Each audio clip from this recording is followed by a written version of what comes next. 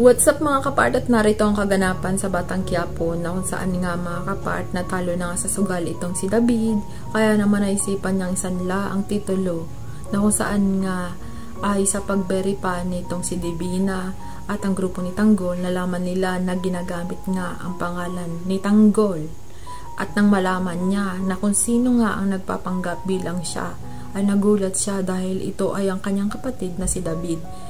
Kaya naman maghaharap ngayon itong si Tanggol at si David na kung saan nga ay mabubugbog at makakatakas nga ito sa kamay ni Tanggol. At nagmamaang-maangan pa mga kapart na kung saan nga ay hindi daw alam ni David kung ano ang sinasabi nitong si Tanggol.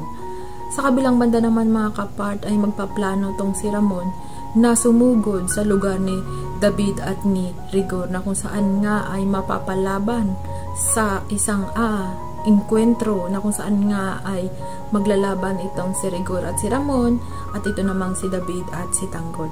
Abangan natin ang susunod na kabanata sa Batang Quiapo. Maraming salamat mga kapart, at kung bago kayo sa aming YouTube channel, don't forget to like, share, and subscribe, at kung meron kayong suggestion, just comment down below. Maraming salamat!